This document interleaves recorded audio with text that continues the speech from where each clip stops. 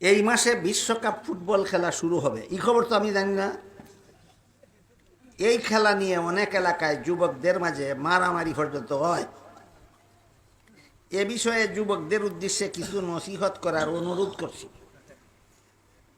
আমার আলোচ্য বিষয়ের বাইরে গেল, বিস্তারিত বয়ান করবেন উনি। আমি আপনার প্রশ্নের জবাব দিয়ে আমার কথা শেষ করি। কতগুলি শর্তে ইসলামের বিধানে খেলা জায়েজ? বলেন, খেলা ঢালাওভাবে না জায়েজ না শর্ত সাপেক্ষে জায়েজ?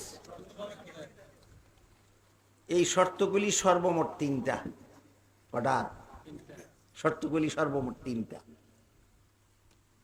এক নম্বর শর্ত হইল খেলার দ্বারা কোনো উপকার হতে হবে।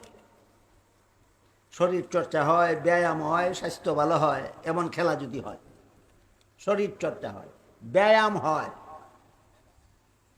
যে খেলার দ্বারা ব্যায়াম হয়, শরীর চর্চা হয়, এর দ্বারা স্বাস্থ্য ভালো থাকে, তাইলে একটা উপকারিতা আছে। এক শর্ত পাওয়া গেল। যেমন যেমন যেই খেলার দ্বারা ব্যায়াম হয়, স্বাস্থ্য ভালো থাকে, শরীর চর্চা হয়, এমন খেলার একটা উদাহরণ হইল লুডু খেলা, ক্যারাম বোর্ড। কেন না? কেন? শরীর চর্চা হয়, ব্যায়াম হয়, গুড়ার ডিম হয়। এই গুড়ার ডিমটা হালাল হবে কেন? খেলা হালাল হওয়ার জন্য এক নম্বর শর্ত কোনো উপকারিতা থাকতে হবে।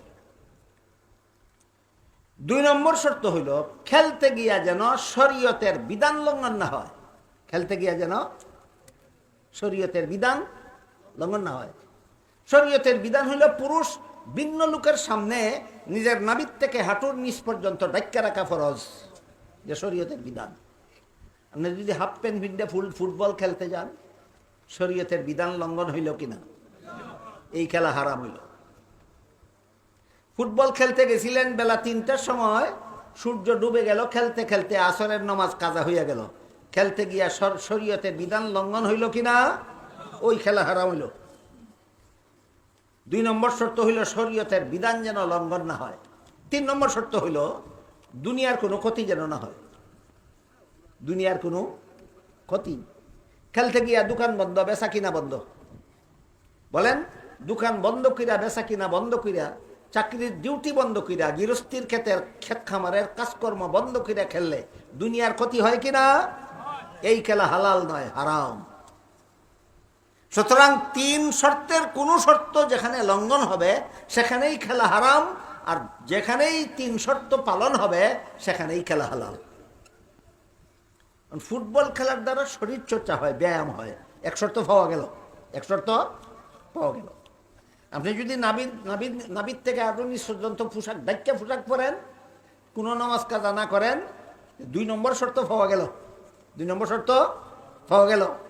খেলতে গিয়ে যদি আপনার দোকান বন্ধ না করেন, চাকুরির ডিউটি বন্ধ না হয়, গৃহস্থীর কাজ বন্ধ না হয়, 3 নম্বর শর্ত পাওয়া গেল।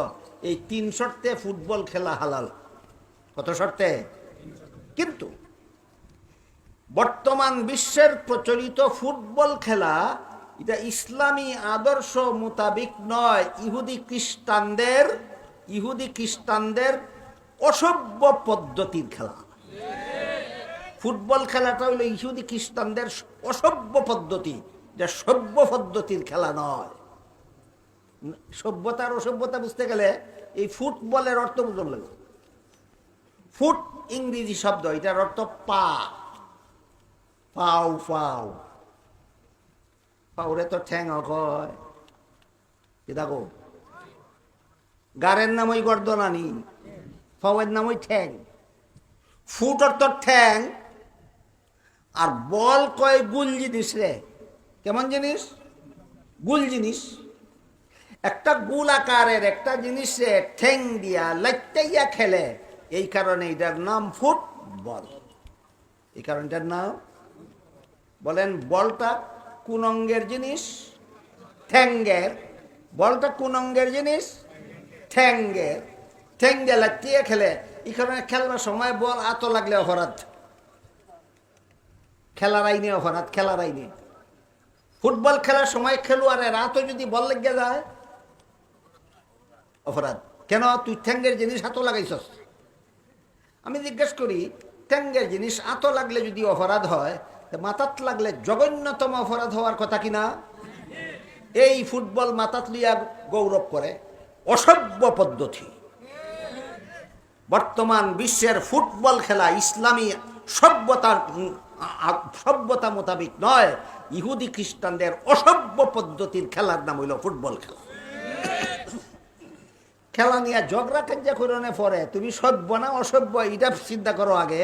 যদি দেখবার লাগি গিয়া তা আর যদি খেলবার লাগি গিয়া তা হতে আগে ফসালো করো তুই সভ্য না অসভ্য। তুই ঠ্যাঙ্গের জিনিস মাথাত লইয়া গর্ব করস, তে তো জুতাও মাথাত লইয়া বাজার যাইতে পারস। জুতা মাথার জিনিস, ঠ্যাঙ্গের মাথাত লইয়া বাজার যাও না কেরে মানুষে কইব অসভ্য না। মুই রেখে কেউ জুতা মাথাত লইয়া বাজার যা কেরে মানুষে কইব এলে জুতার জিনিস মাথাত লাগায় যে অসভ্য। ঠ্যাঙ্গের বল মাথাত লয় যারা অসভ্য, যারা খেলে এরাও অসভ্য, যেথায় দেখতে যায়ও তো অসভ্য। ইতার মা বাপ যদি সভ্য হয় তো অসভ্য খেলতো, আর অসভ্য খেলা দেখতে যাইবে দূরের কথা, এই অসভ্য ঝগড়া করবে দূরের কথা, দেখার জন্য যাইতে দিবে না মা বাপে। মা বাপ যদি সভ্য হয়, সভ্য মা বাপে কোনোদিন নিজের সন্তানকে না অসভ্য খেলা খেলার জন্য দিতে যাইতে পারে, না অসভ্য খেলা দেখার জন্য দিতে যাইতে পারে। সুতরাং সন্তানেরা ফুটবল খেলা দেখতে গিয়ে ঝগড়া করে কেন? মা বাপ নিজেই এখনো সভ্যতা শিখছে না।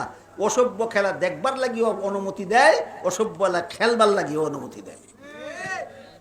আল্লাহ আপনাদের আমাদের সবাইকে সভ্যতা, ইসলামী সভ্যতা শিকার বুঝার তৌফিক দান করুন। আমিন। ওয়া আখিরু দাওয়ানা আলহামদুলিল্লাহি রাব্বিল আলামিন।